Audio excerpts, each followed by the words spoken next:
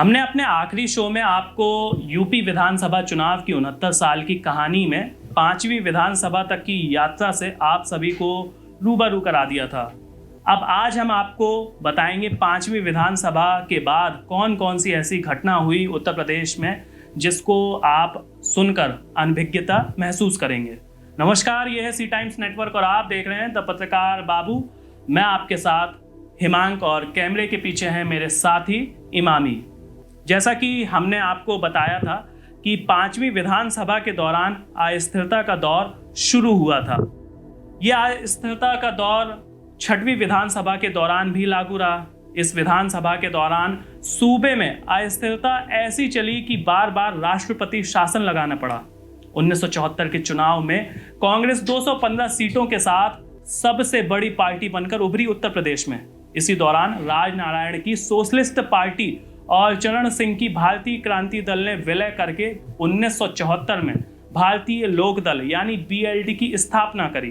वर्ष 1975 में इंदिरा ने समूचे देश में इमरजेंसी लगाई तो समूचा विपक्ष एकजुट हो गया और 1977 के चुनाव में सभी विपक्षी पार्टियां जनता पार्टी के रूप में चुनाव में उतरी।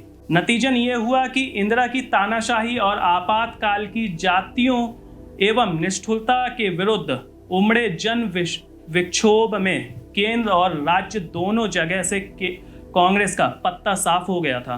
1977 में हुए 7वीं विधानसभा चुनाव में जनता पार्टी को 425 में से 352 सीटें मिली, जबकि कांग्रेस मात्र 47 सीटों पर ही निपट गई थी। 7वीं विधानसभा चुनाव में आए नतीजों में ये तो साफ कर दिया था कि अगर जनता के साथ कोई भी पार्टी निष्ठुरता या जातियां करती है तो जनता उस पार्टी को अपनी ताकत भी दिखाना भली भांति से जानती है।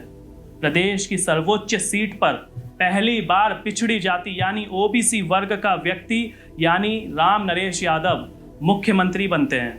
मुख्यमंत्री बने तो लेकिन मगर घटक दलों की आपसी फूट के चलते यादव जी 2 साल भी मुख्यमंत्री नहीं रह पाए और फिर 1969 में बाबू बनारसी दास को जनता पार्टी सरकार का मुख्यमंत्री बनाया जाता है। इसके बावजूद घटक दलों के बीच में फूक जारी रही और अंत में जनता सरकार मुंह के बल धड़ाम गिरी।